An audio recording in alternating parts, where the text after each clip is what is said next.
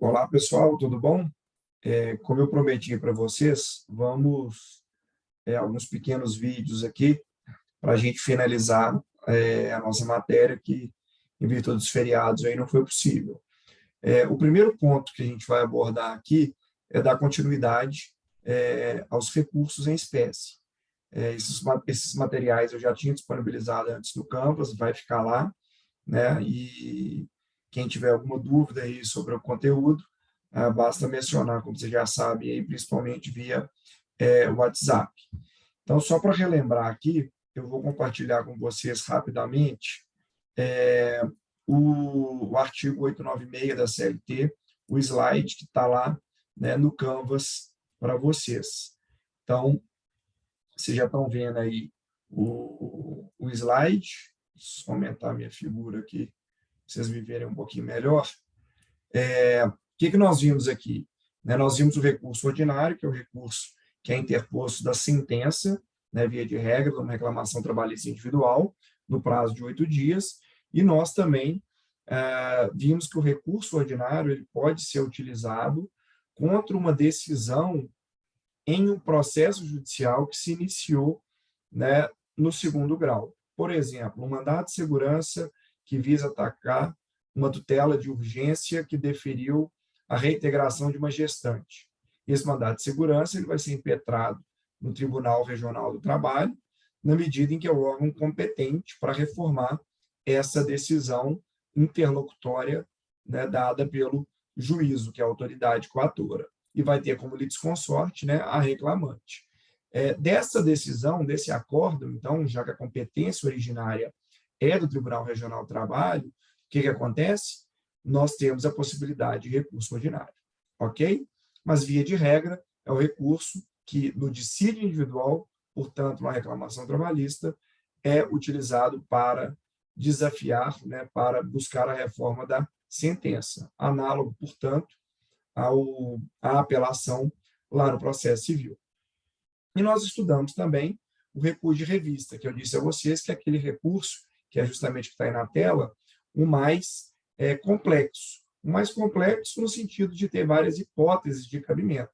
E eu vou simplesmente aqui rememorar, algumas delas, para não passar batido de vocês, mas isso já está, no vídeo. Então, o recurso de revista, ele tem como objetivo uniformizar a jurisprudência, é isso que vocês têm que ter em mente. As hipóteses de cabimento estão lá no artigo 896, especialmente aí nas alíneas A, B e C, que eu peço a vocês que depois façam novamente a leitura. E não se esqueçam também daquele esquema que eu deixei para vocês. Por quê? Essas hipóteses aqui da linha A, B e C são aquelas do rito ordinário na fase de conhecimento. Mas a gente tem hipóteses mais restritas no rito sumaríssimo, também na fase de conhecimento, ok? Nós temos hipótese mais restrita na execução, então na fase de execução, e também quando a controvérsia envolver certidão negativa de débito trabalhista. Isso tudo está aqui no material para vocês. Então, o recurso de revista está aí no parágrafo 896, no parágrafo 2º do artigo 896, então, só por violação à Constituição Federal, violação à Constituição, óbvio que sempre vai ser hipótese de cabimento de recurso de revista, porque senão, como nós chegaríamos ao Supremo Tribunal Federal? No rito sumaríssimo, está aí no parágrafo 9º, como já falei para vocês e repito, está naquele resuminho, no arquivo em PDF para vocês, por violação à súmula de jurisprudência do TST ou do STF e também por violação à Constituição. E quando há controvérsia envolvendo a certidão negativa de débito trabalhista ou até mesmo em execução fiscal, aí são duas as hipóteses, perdão, 3, violação à lei federal, divergência jurisprudencial e ofensa à Constituição, ok? E aí, pessoal, a gente passa para os outros recursos que aí sim a gente ainda não estudou, que é a partir do slide 13 em diante aqui desse nosso vídeo de hoje. Pessoal, no artigo 894 da CLT, nós temos os recursos, de uma maneira geral, que são os recursos de embargos, né, de maneira geral, de maneira ampla. E por que eu trago isso, gente? Se vocês forem abrir os livros, cada autor vai tratar embargos com uma nomenclatura diferente. Então, eu estou aqui utilizando a do Bezerra Leite, né, do Carlos Henrique Bezerra Leite, que eu entendo que é mais didática. E aí, ao longo aqui da minha explicação, isso vai ficar um pouquinho mais claro. Então, né, a gente pode ter o gênero embargos, do qual são espécies o infringente e o de divergência, e também, não podemos deixar de falar aí, dos embargos à execução, que eu vou tratar com mais especificidade no outro vídeo, que vai envolver a execução propriamente dita, mas eu vou falar as regras dele aqui, mas vai ficar mais claro a sua compreensão, o momento processual oportuno, né, para se valer desse recurso. E, por óbvio, vamos falar aqui bem rapidamente dos embargos de declaração, ok? Os embargos infringentes, pessoal, quais são? Primeiro, vocês estão vendo aqui que é a competência da seção de dissídios coletivos. Nós já estudamos, lá no início do semestre, a organização do Poder Judiciário. E essa organização do Poder Judiciário, ela demanda uma organização interna do Tribunal Superior do Trabalho. Eu falei para vocês, nós temos o Pleno, que é aquele órgão que edita súmula, que é aquele órgão que pode ser convocado para, e é convocado para a escolha de novos ministros, enfim. E aí tem as repartições, tem as turmas que normalmente julgam, né, os recursos de revista, tem a seção de dissídios individuais, que a gente já viu, que é quando existe um recurso, né, julgado por uma turma no sentido e outro julgado por outra turma no outro, nós temos a divergência jurisprudencial, que vai, né, caber aí dela justamente esses embargos de divergência que eu vou explicar aqui mais adiante para vocês. Mas os infringentes, eles caracterizam por se tratar de uma demanda de natureza coletiva. Então, eu tenho aqui um dissídio coletivo. É a primeira característica. Ele, né, os embargos infringentes, só serão cabíveis quando estivermos tratando de direito coletivo, de dissídio coletivo. E vocês já estudaram lá com o professor Fábio, já falei aqui algumas vezes com vocês, o dissídio coletivo, ou ele vai ser interposto no TRT ou no TST, vai depender da abrangência, né, do sindicato. Se o sindicato tiver uma abrangência superior a daquele tribunal regional, por exemplo, os sindicatos rodoviários da região sudeste, extrapola a competência do TRT de Minas, ou só do TRT do Rio, né, só o TRT do Espírito Santo, então, ele vai ter que ser instaurado, então esse dissídio vai se iniciar no TST. E aí, quando que vai ter lugar esses embargos infringentes? Quando, então, esse dissídio se iniciar no TST e for uma decisão não unânime. Se for decisão unânime, não vai caber recurso dentro do próprio TST. O único recurso cabível aí vai ser o subsequente, que é o extraordinário. Agora, se for uma decisão não unânime, tiver pelo menos um ministro que vote de maneira diferente, aí vocês vão lançar mão dos embargos infringentes que vão ser julgados pela seção de dissídios coletivos. Beleza? Bastante simples, né? E aqui no próximo slide eu coloco os prazos para vocês. Prazo de 8 dias úteis, como já é característico a outros recursos trabalhistas. A matéria, gente, eu disse a vocês anteriormente que o TST só cuida de matéria jurídica, essa é a regra, é só de matéria de direito. Mas, como aqui a competência originária, né, desse dissídio coletivo foi no TST, esse recurso para a sessão de dissídio coletivo pode, eventualmente, envolver até, né, alguma matéria fática. E o efeito, como sempre, também é meramente devolutivo. Ok? E qual que é a grande diferença dos embargos de divergência, gente? Embargos infringentes, direito coletivo. Embargos de divergência são os embargos mais comuns, né, com exceção, é óbvio, aí de declaração, no dia a dia, né, forense da prática trabalhista. Os embargos de divergência, pessoal, na prática e pelo próprio TST, são até denominados apenas recursos de embargos.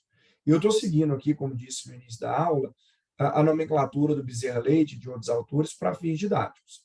Mas, quando vocês se depararem aqui com embargos de divergência, leia-se somente embargos, ou recurso, de embargos. E o que vai acontecer? Vamos supor que, no meu caso aqui, o recurso de revista seja julgado pela primeira turma e decida da maneira A. E, no caso ali do Joaquim, né, um caso idêntico ao meu, até às vezes patrocinado pelo mesmo advogado, esse processo foi julgado pela segunda turma com fundamento Z. Ora, a função do TST não é uniformizar a jurisprudência. Como é que a gente fica com essa discrepância, então? Não tem como. Não tem como. E o que nós vamos fazer? Uniformizar essa jurisprudência. Então, dessas decisões das turmas, tem que haver um recurso. E é esse recurso que está na tela para vocês, os embargos de divergência. Então, quando eu tiver uma decisão, e aí esqueçam aquela questão de unanimidade. Pode ser 2-1, pode ser 3-0 na primeira turma, e a mesma coisa na segunda turma. O que é relevante é que as decisões sejam divergentes entre si. E aí, quem vai julgar? A seção de dissídios individuais, como está aí no artigo 896, né, 894, inciso 2 da CLT. Então, gente, tendo decisões do TST que são divergentes, dela caberá recurso denominado de embargos ou embargos de divergência para a seção de dissídios individuais, que tem um número maior de ministros, funciona com pelo menos 9, julga esse recurso.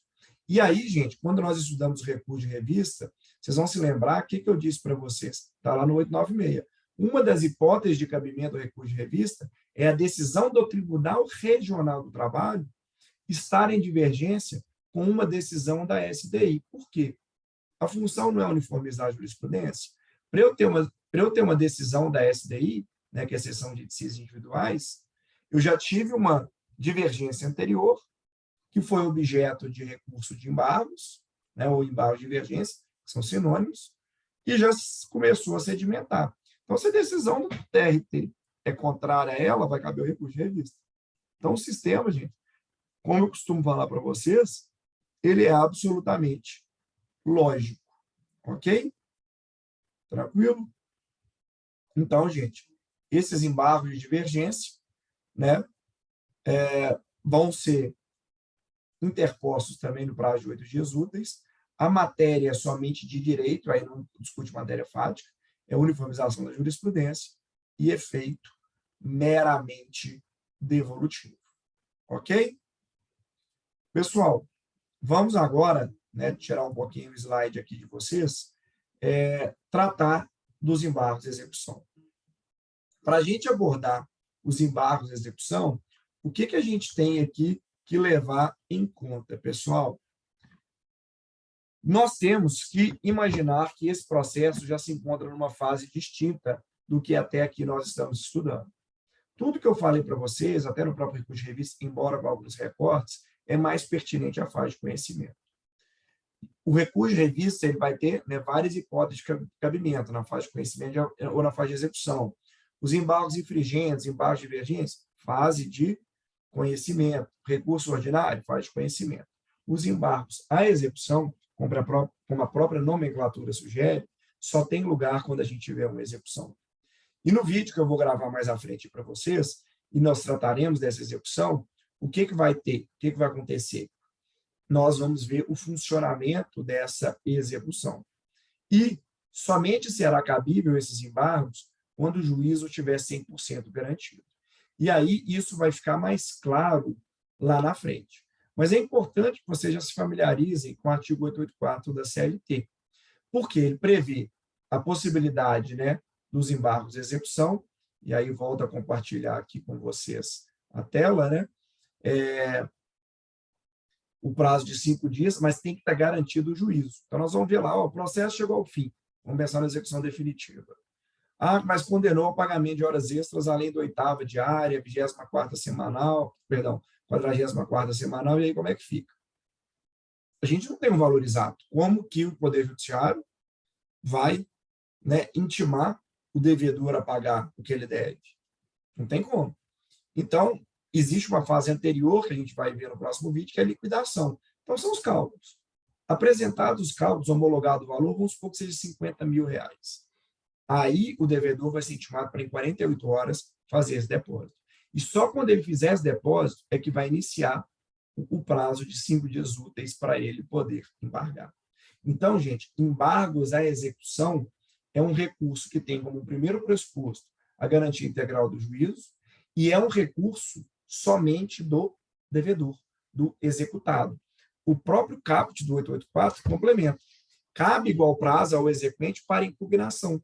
É o que a gente chama de impugnação à sentença homologatória. Por quê? Nós teremos aqueles cálculos, então, por exemplo, né, de 50 mil que foram homologados por sentença.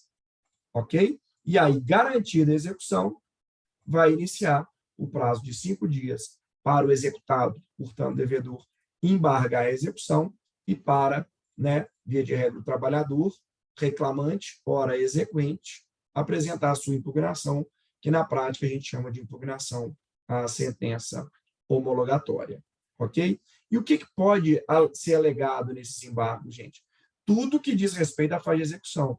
Então, olha, a gente está falando aqui no exemplo de hora extra. Nessa fase do processo, os embargos vão discutir, mas o depoimento diz isso? Não.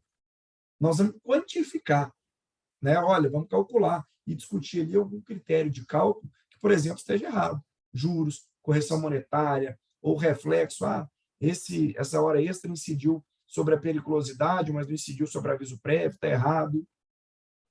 Ou questões que envolvem a penhora, a pessoa não depositou, né, a ordem legal de penhora, a gente observa é dinheiro primeiro, ela não foi observada, e aí, o que a gente vai fazer? O que vai ter? Né? Penhorou, vamos supor, um imóvel. Mas o imóvel é de terceiros, acabei embargos terceiros. Mas esse imóvel é bem de família. Aí pode, sim, haver embargos de execução para alegar isso. Ou houve a penhora de 2 imóveis, então há um excesso de execução, matéria típica, né, dos embargos de execução. E alerta vocês, gente, quando forem estudar aí em livros, que pode haver uma nomenclatura diferente. Há doutrinador que diferencia o embargo de execução do embargo de penhora, sendo esse último restrito a questões que envolvem penhora. E aqui está no parágrafo 3º. Somente nos embargos da penhora poderá o executado impugnar a sentença de liquidação, cabendo ao exequente igual direito e no mesmo prazo. Eu costumo tratar com tudo embargos de execução, praticamente não utilizo a nomenclatura embargos da penhora e prefiro, até para fins didáticos, utilizar como sinônimo.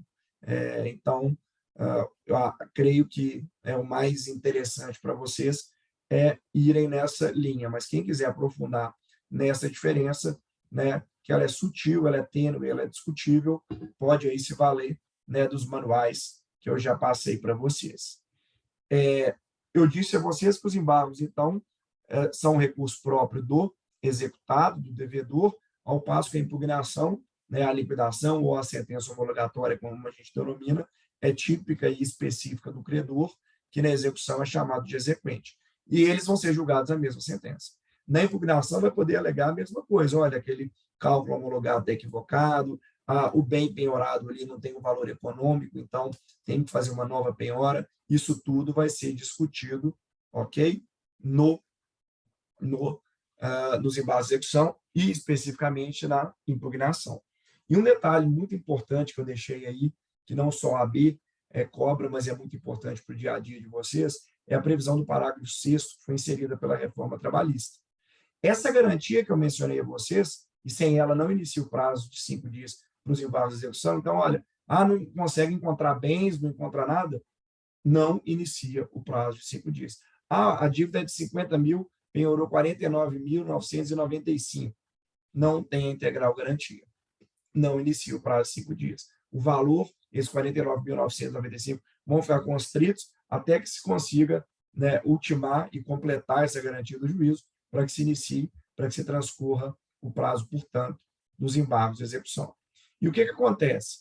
Entidades filantrópicas ou diretores, né, conselheiros, enfim, quem tenha participado da diretoria das instituições e esteja sendo executado, não precisa prestar essa garantia. Aí pode apresentar embargos de execução. É a única exceção. Ok? Mas a gente volta a esse tema aqui com mais detalhes no vídeo seguinte, que eu vou tratar da liquidação e da execução no processo do trabalho. Ok? Então, já dei aqui alguns exemplos, está no slide 19 aí para vocês, né? Nulidades, enfim. Podemos, como eu coloquei aqui, gente, até ter a possibilidade de oitiva de testemunho, como voltei aqui no 884, parágrafo 2º. Exemplo, discussões que envolvam grupo econômico, que envolvam algo que necessite de um desenrolar aqui, é até mesmo possível esta prova testemunhal. Ok? E dando sequência, pessoal, aí sim, a uma linha processual, julgou aquela sentença, né, que está lá no 884, que eu mencionei para vocês, que é julgada, né, na mesma sentença os embargos e a impugnação. E aí, se eu estou na fase de execução e eu não concordo com a sentença, qual que é o remédio processual que eu tenho? Agravo de petição. Então, lá na fase de conhecimento, quando você tem a sentença, ela desafia o quê? Recurso ordinário. Na fase de execução, a sentença vai julgar os embargos da execução e ou a impugnação, e essa sentença vai desafiar o quê? Agravo de petição. E esse agravo, gente, que está lá no 897, o que acontece? Ele é só para uma das partes? Não, aí ele vai para as duas. Tanto o exequente como o executado vão se valer do mesmo recurso. E aí você vai o quê? Alegar o quê nesse recurso? Você vai atacar a sentença, olha, não acolheu ali os juros, não acolheu a penhora excessiva, não acolheu o que eu entendo que está errado no cálculo. Então, você vai atacar os fundamentos da sentença para buscar, né, modificar a decisão. E aí, quem vai julgar esse agravo de petição? A lógica é a mesma do recurso ordinário. Você faz o endereçamento para, né, o tribunal, perdão, para o trabalho que proferiu a sentença, a contraminuta da outra parte, né, ela se manifesta sobre sua peça processual, e quem julga é o TRT. E aí vocês lembram, né, gente? Quando eu falei de recurso de revista na execução, é justamente o recurso que julgar esse agravo de petição, por exemplo, que vai desafiar um recurso de revista. E aí a hipótese de cabimento qualquer do recurso de revista, somente violação à Constituição Federal.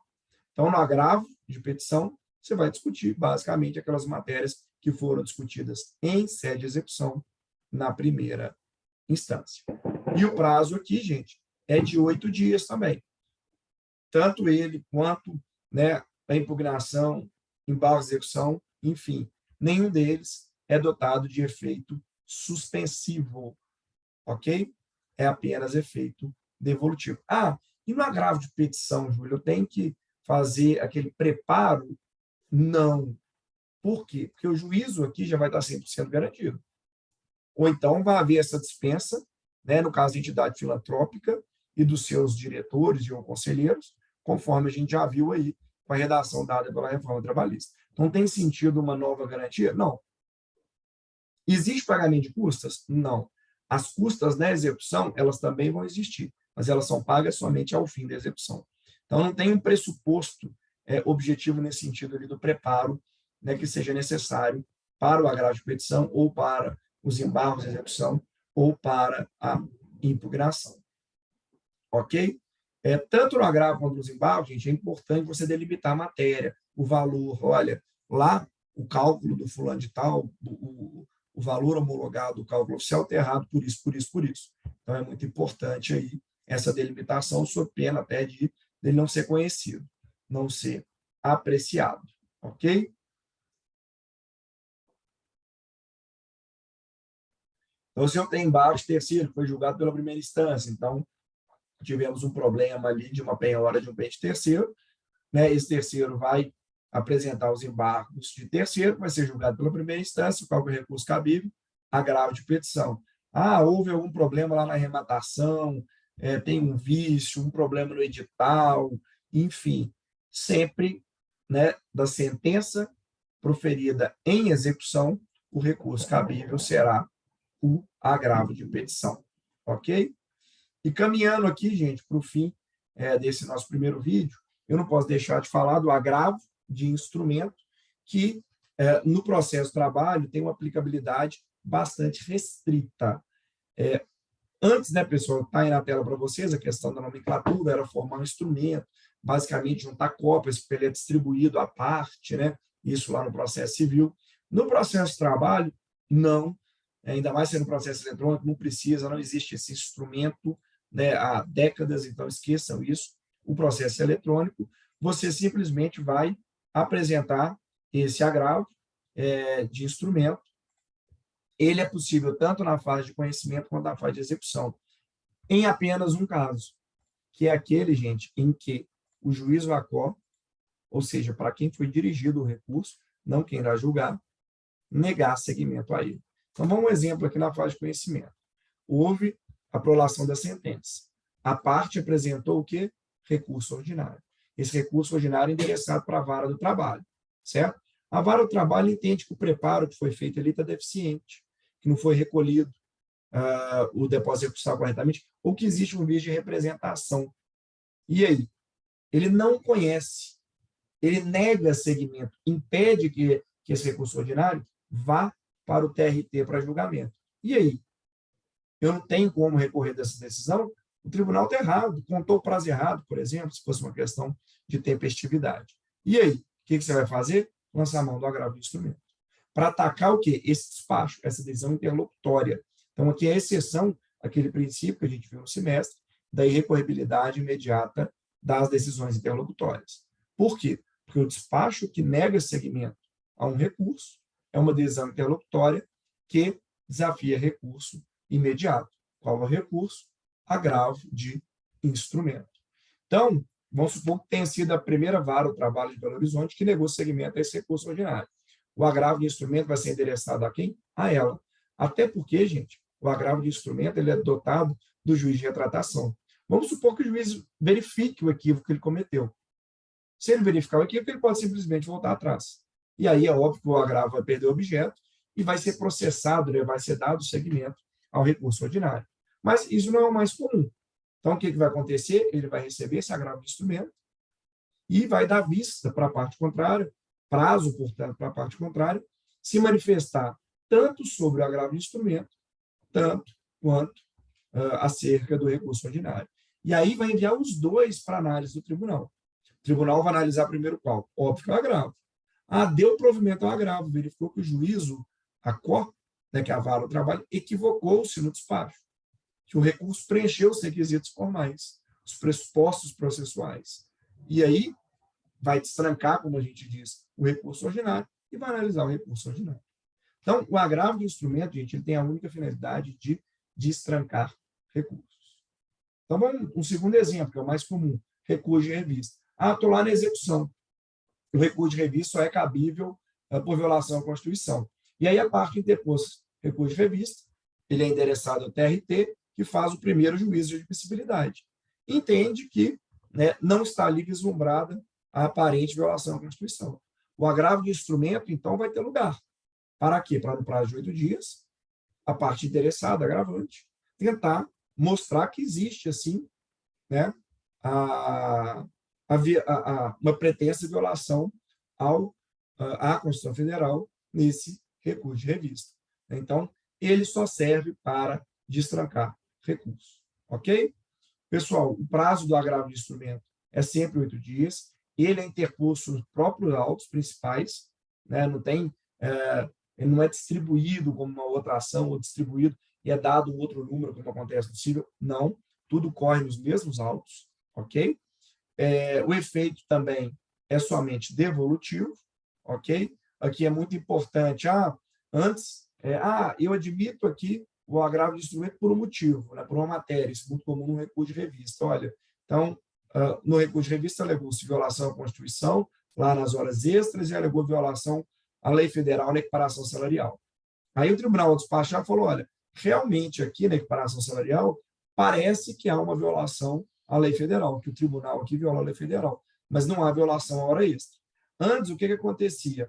Ao admitir, então, uma possível violação à lei federal e remeter essa análise para o TST, que é quem vai julgar esse recurso de revista, automaticamente voltava, né, toda a matéria. Agora não mais, por isso houve o cancelamento da súmula 285. O que ela diz aqui? A admissibilidade parcial, recurso de revista cabível. O fato de o juiz de admissibilidade do recurso de revista entender o cabível apenas quanto à parte da matéria não impede a apreciação do tribunal, né, sendo imprópria a interposição do agravo. Então, nesse meu exemplo, você não precisava. Falar, já que vai analisar lá a equiparação, automaticamente analisa a hora extra. Agora não mais. O juiz negou seguimento ao recurso de revista no que diz respeito à alegada violação à Constituição, isto é, às horas extras. Mas deu seguimento ao recurso para o TST analisar a violação à lei federal da equiparação salarial. Você vai ter, sim, que apresentar agravo de instrumento, interpor agravo de instrumento, para destrancar parte do recurso. Qual parte? Aquela que o Tribunal Regional do Trabalho entendeu que não pode seguir para o TST. E no meu exemplo é a parte das horas extras, é a parte da, né, violação à Constituição. Ok?